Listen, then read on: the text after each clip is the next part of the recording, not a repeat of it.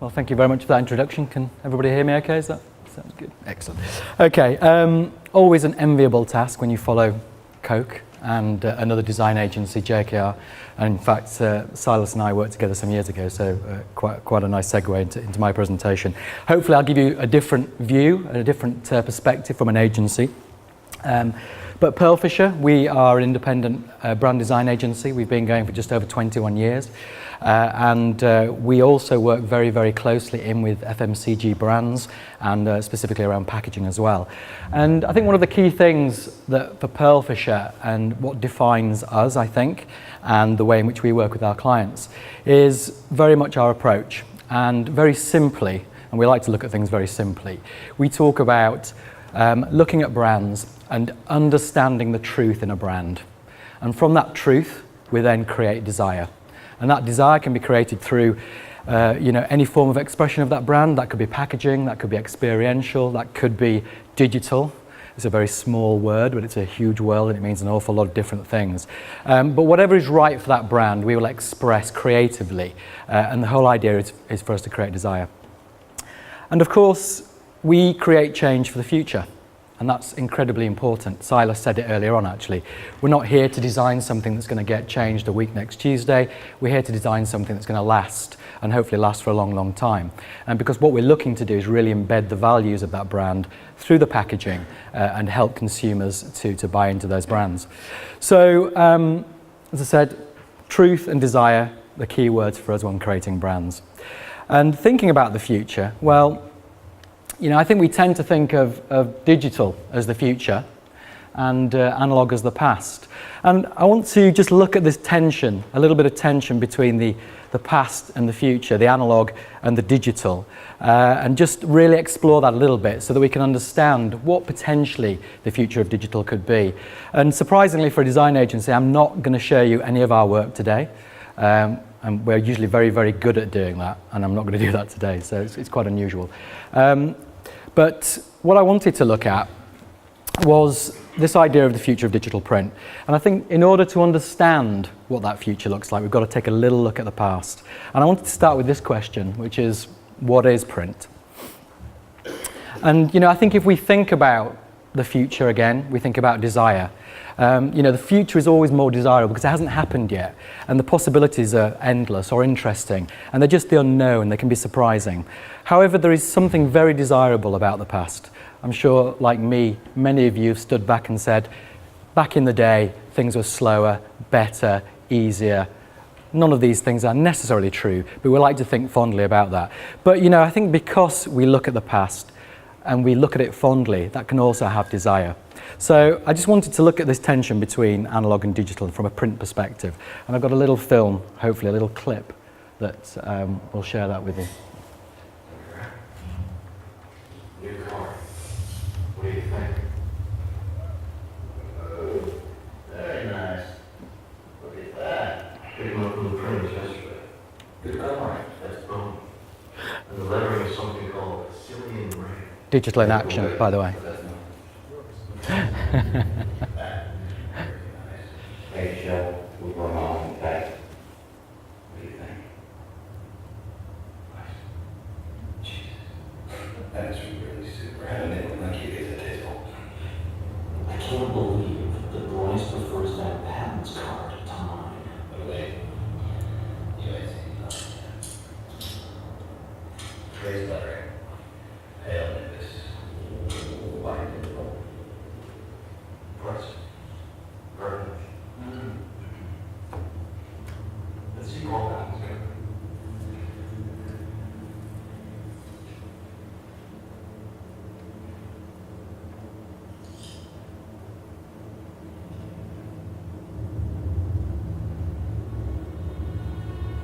That's so rough for the coloring. The taste of the foodness of that. Oh my God. Even that's a watermark.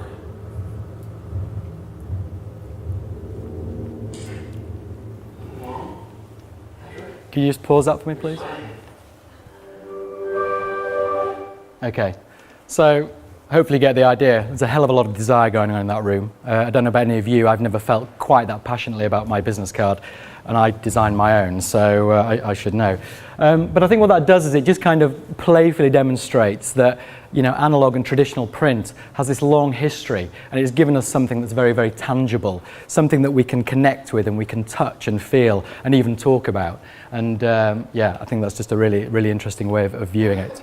And I think when I then conversely think about digital, and I'm going to make some fairly sweeping statements here, so I'm going to create some perception, shall we say, that, you know, to the masses, when people think about digital print and digital per se, it is for the mass, you know, and I think in some ways digital has become this kind of service that's made things quicker, but not necessarily better. And you know, and I think some of us in the packaging design community, you know, I think the perception is that the better is still the analog. I mean, it's been really interesting today for me, you know, because obviously this is a journey of discovery, and certainly when it comes to looking at digital print, some of the examples that have been shared today from, you know, people like Greg at Coke and from Silas at JKR as well, show that actually, you know, that perception isn't necessarily correct. But there is an element of communication here. I think there's this thing that Silas talked about earlier on, which was about communicating with the people that have got the understanding and the technology. And I think that's a big learning for me today, is that actually we need to have a bigger conversation about what is feasible with digital print. So, but you know, this idea, this perception, you know, I think we're all familiar with things like Funky Pigeon, whether you love it or loathe it, you know, it's out there, and the masses can start to personalize. And we've been hearing a lot about personalization today.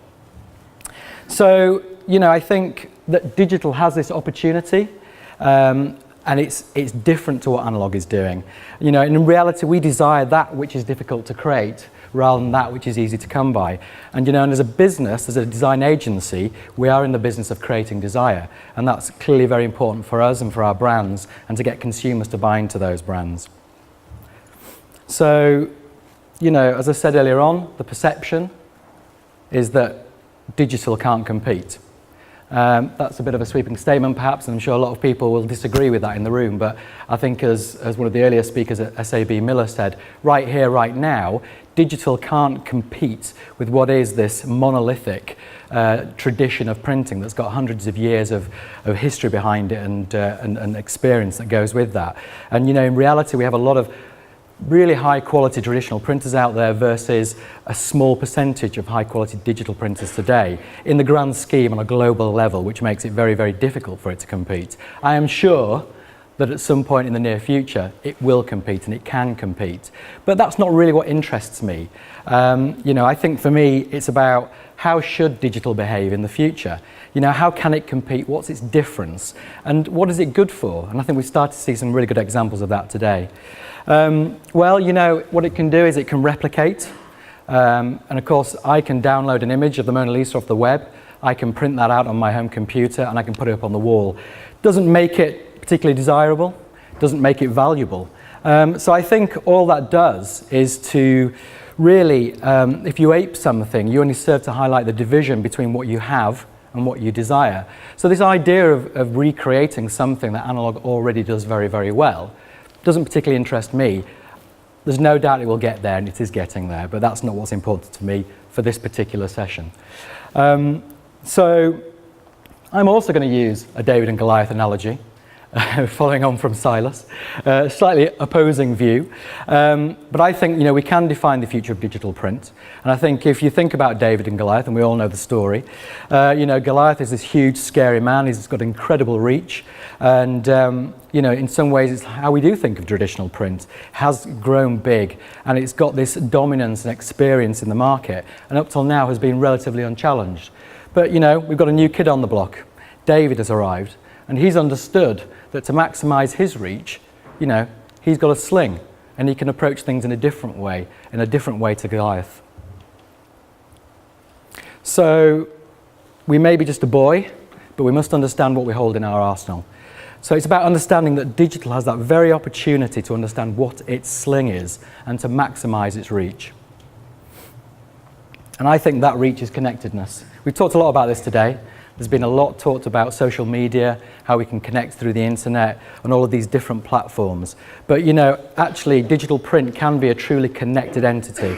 And unlike analog, it can't do that. So the one powerful thing that digital can do that analog can't is it can be connected. And it can do that easily, whereas analog can't do that so easily. So it can connect people, things and ideas.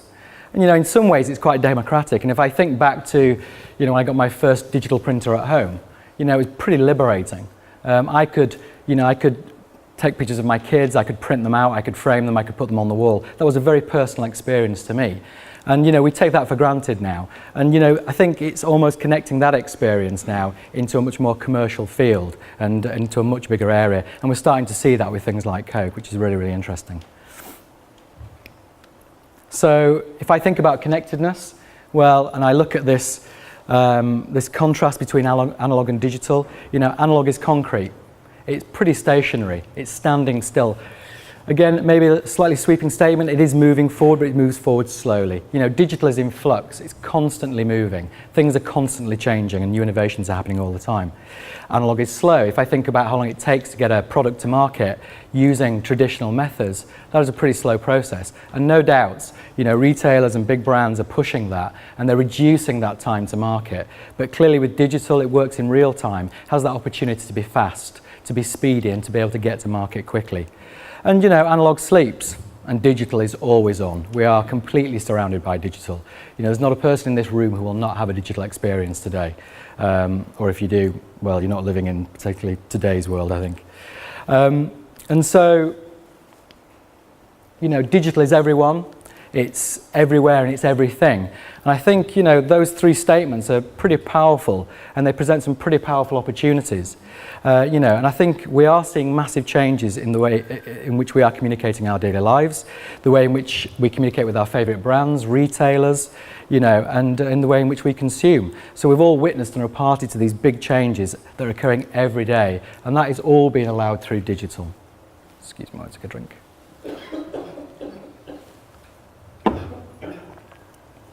So if digital is everything, then digital print can be anything. And so the question is, what should it be? If I think back to my David and Goliath analogy, we are digital David. And what can David do? And what's his weapon of choice in this battle? And it's a battle between the known. I think, analog is the known, digital is still the unknown, and we're still discovering what that is. And it's not that analog is wrong, because it's got a massive role to play, and it still does. And we saw from the figures that Shaun said, I think in the first presentation, that it's such a massive part of the whole commercial market, and digital is such a small area, but it has this great opportunity. So I am going to talk about Coke, but very, very briefly. This is a fantastic start. It's a great example, and it's really brought digital print to a global audience in a way that nobody else could have done that. So, I think it's great credit to the guys for doing that. And they've come at it with a personalised approach. I am one of the lucky few. That is my name up there. I do have a Coke bottle. I've no idea who Emma is, to be honest. And when I showed my wife this, she was a bit upset, to be honest. So I did have to forgive her. I did have to slightly personalise it. I do apologise there, Greg, because obviously I didn't use the right brand colours. But while I think this is a fantastic opportunity and it's brought digital print to the fore, and it's also started to look at personalisation, I suppose the question for me is, where does it go next? How does it get even more personalised? And I think that's a really interesting question. And of course there are other technologies that are starting to create personalised experiences, and this was touched upon earlier on by Silas. I'm a huge fan of 3D printing. I think it has the opportunity to change the face of manufacturing, and it's already starting to influence creativity quite heavily. What we've done is we've democratised production here effectively in manufacturing in a way that I don't have to be creative. I can have a good idea, but I can go online. I can find tools that will help me to create something, and then I can shoot that off to a 3D printing bureau, get a prototype made. I can then go to a crowdfunding platform like Kickstarter. I can put that idea up onto the web and say, right guys, fund me, this is a brilliant idea, and I can become a millionaire overnight. If only it were that easy. That isn't the reality. Just because you can doesn't mean to say you should. And I think we're still in a very embryonic stage, as I think we are with digital print, understanding what it can do. Certainly with 3D print, it's at that stage where you can do things, but why would you do them? Why would you have a miniaturized version of yourself printed and sent to you in the post? I don't know. You might like it as a Christmas present, but anyway. So I think the point here is, it's not about showcasing what you can do. It's about making something that is useful and something that's relevant. And I think, again, with Coke, we've started to see that through that personalisation. So, in today's world, it can't just be aesthetically pleasing. It's got to function in the digital world. And as I said earlier on, we're testing that digital world. We're pushing the boundaries. Some things we understand, like our mobile phones, or at least I partly understand my mobile phone.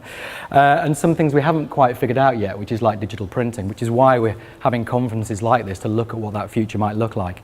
And I think it's about testing the boundaries. And Silas said it earlier on, actually, it's about trying stuff. It's about doing it. Because if you're not brave enough to do it, we won't get anywhere. And only great innovations come out of bravery. And again, I think we've seen that with Coke.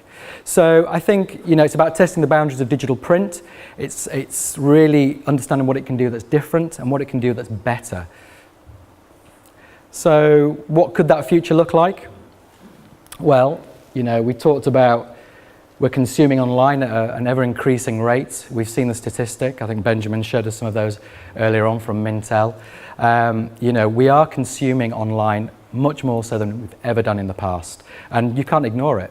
It's a train and it's moving very, very fast, and there's no way we're going to stop that train. So we've really got to embrace that and think about how we use that in the whole mix from a design perspective. So, perhaps in the future, we could be talking about things like white box and black box, products and packaging. And that's not a term I'm coining, this is just to try and demonstrate the thinking. But, in the future, perhaps we'll be buying those things that we desire the most still through those tangible, tactile experiences, the hand-on experience of going into a store and choosing that thing that you really want to buy, that thing that you really want to engage with, and that's where beautifully produced packaging can really add value to that whole experience. And so, quality here is absolutely paramount, and this is where analog printing is occupying the space. It's still doing all of these things for us, and so things like, whiskey, premium chocolates, personal care, all of these things are things that we definitely want to interact with on a one-to-one basis in that in-store environment. But conversely, we also have this idea of the white box, and this idea that everyday objects are a necessity, and we do need them. We do need them in our homes, kitchen roll, toilet roll, all of these things that, I don't know about you, I'm not particularly thrilled about walking down the supermarket aisle and picking those items up. I don't need to do that. I want them because they're quite functional and I need them. So, we could see a future where these things become much more online purchasing decisions. And we're already starting to see that. A lot of us are already shopping online. We're buying those items. 1 week to the next, you just go back to the trolley that you had last week and you pick the same things again. So I don't need to necessarily engage with that brand in necessarily the same way. But, we don't want to get in a position where we're here. This is one of my clients. I'm certainly not going to be suggesting this to them. It does nothing for any of us in the design community or the packaging industry at all. So when I talk about white box items, I talk about, packaging that can be treated in a different way, branding that can be treated in a different way. And so if you've already bought into that brand, perhaps it can behave in a different way. A blank canvas, if you will. And again, Silas talked a little bit at the end of his presentation about packaging is not advertising, but actually, we've all had to shift our thinking and start to see that actually it could be part of the whole experience, because the technology is allowing us to do things now that's just never been feasible in the past. So thinking about that blank canvas, thinking about the way in which brands can engage with us, and thinking about how they can do that in a very personal way, because I think this is the real opportunity. And that might be through the values of the brand. Could be about family, it could be about generosity, it could be about well-being, it could be about value. All of these things, brands have a much bigger opportunity to talk to us in a slightly different way than what they're doing now. So, surely here is a place where digital print can start to help brands to bring their brand values to life in a personalised way for us. So, I'm thinking of this as perceptive personalisation. We talked about data utilization earlier on. The chap from B Sky B was talking about data utilization driving a lot of things. And what was really interesting for me about that presentation was it was this idea of personalization through data gathering. And again, it was mentioned by Benjamin from Mintel. You know, and I think it's looking at how perceptive personalization could play a role in the future of packaging, and you know, digital print being the enabling factor. And that's the exciting thing about the digital technology, because it is so connected.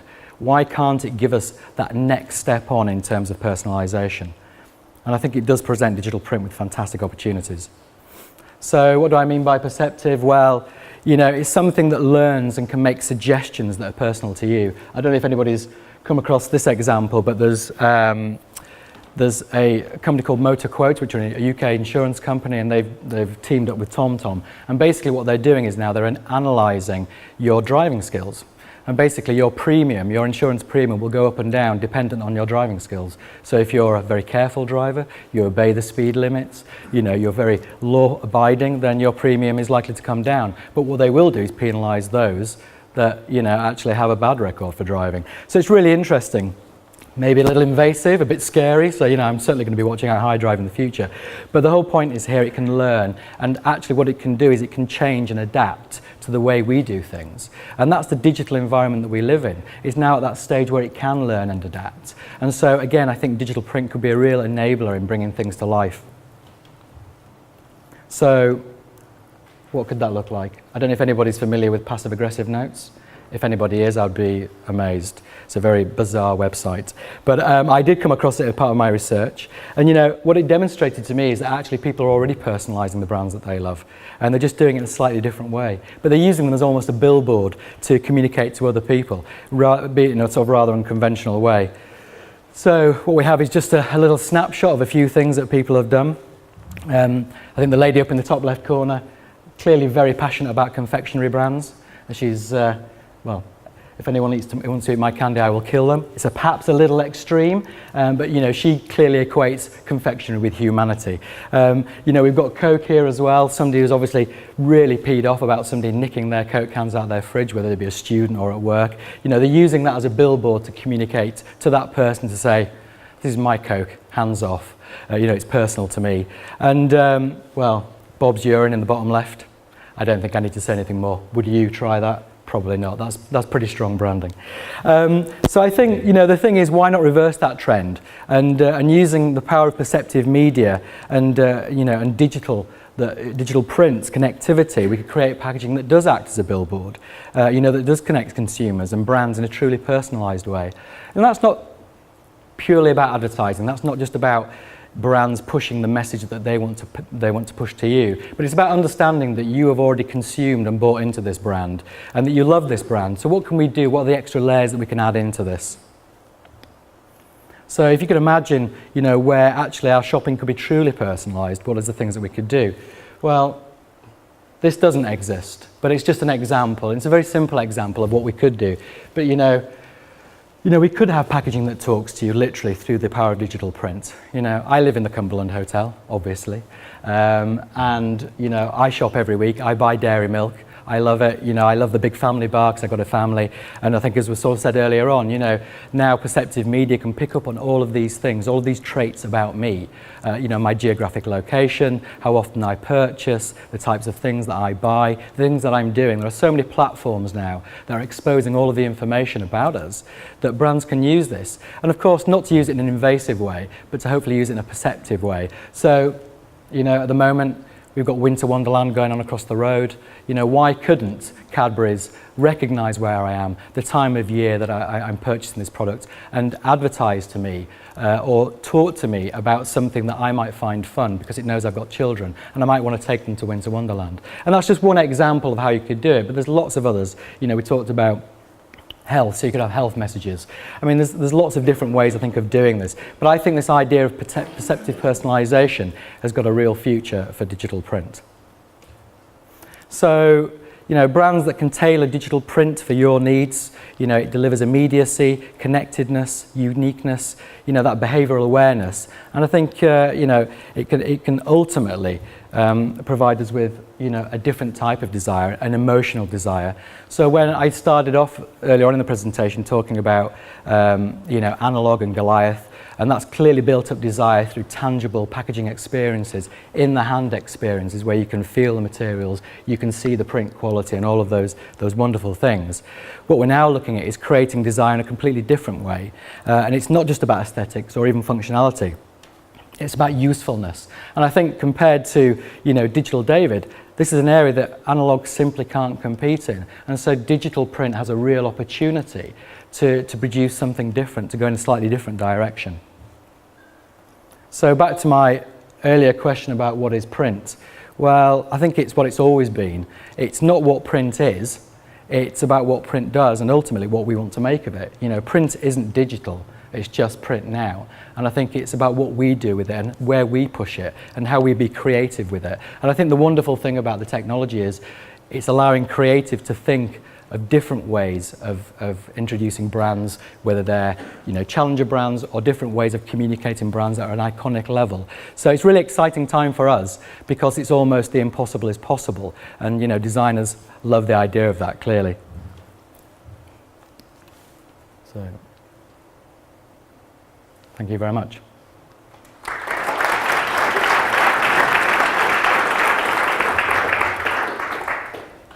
Thank you very much, Shaun, for that quite different look at digital print and the tension field and need between digital and analog.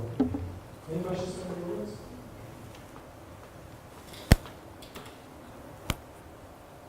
Nobody? I kind of would like to ask the same question as I also asked Nicholas. In your negotiations, in your conversations with brands, do they ever specify digital print as this has to be part of what they're doing? Not particularly, no. I think it was one of the things I alluded to earlier on. I think my general exposure to digital print is probably similar to a lot of the brands that we work with. And as I said, we work with both what we call challenger brands, smaller brands that are looking to make a mark in the market, where you would see that opportunity definitely, as well as iconic brands. And it's not something that's really been sort of forced upon us or asked necessarily. And I think, very much like Silas said, at the end of the day, it's another process. It's a means by which we can deliver something effectively into market, and that's the way it should be treated. And I think if we see a place for digital print, then clearly we're going to push for that. Yeah, that's definitely what I understood from your presentation, is that you do definitely see a very important role for digital print. Yeah, definitely. Yeah, I think it's like any new technology.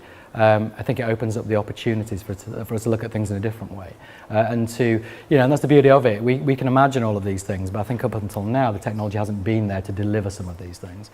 And what digital print does is it becomes an enabler, which is why what's interesting to me is not necessarily about aping what traditional print does today. I hear a lot of that conversation, and actually refreshingly today there's been some really different opinions.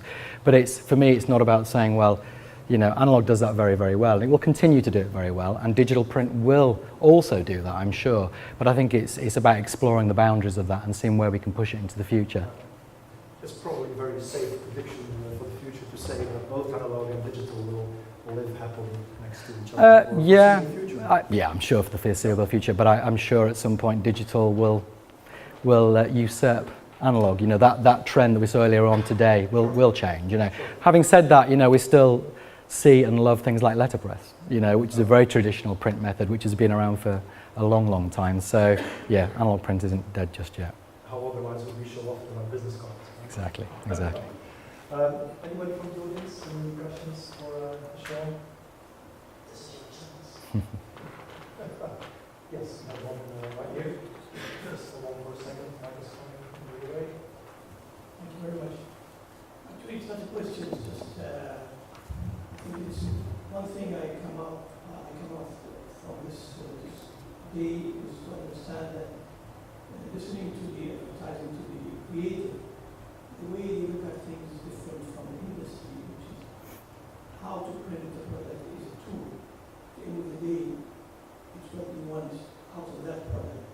And if people in the industry understand this more and marketing agencies to the creative, then we'll be able to bring closer the advertising to the printing process, which is today we are focusing and trying to impose somehow digital printing on the print buyers or packaging consumers. But it should be the other way around. It should be that we are looking at what kind of products that we can create from this printing methodology rather than how we can use digital printing to be in the place of analog. This is for me a very important message that I got actually today. And if we start changing the mindset, maybe we will be able to have the two methodologies working together for at least for the future. Yeah, I mean, I think with any new technology, it's always trying to find its place, and that's the biggest challenge. And you know, when you're the new kid on the block, you've got to do something, and you've got to push hard to get to be seen. And not everybody has a Coca-Cola that can do that for them. So I think you're right. I think from an agency perspective, you know, we definitely look at these things as enablers. We look at them as technologies that can give us the best result. And if analog is the best thing to do that, then great. If digital print is the best thing to do that, then fantastic. I think what these technologies do, though, as I said earlier on, they kind of open our minds to the possibilities that can be achieved now versus what couldn't be done in the past. And there's all of a raft of factors behind that. But I think just because we can, it doesn't mean to say we should. I think we've got to really find the right sort of approaches through technology to deliver those brands in the most effective way for the brand owners. Yeah, exactly. I definitely second that statement. And you actually said it very well, Shaun, that it's not about what you can do, but it's about doing something useful. Yeah. With this, Absolutely. It's got to have purpose. So if that alone is a takeaway from your session, I think you've done very well providing us that insight. Okay. So once more, let's show our appreciation for Shaun. Thank you very much.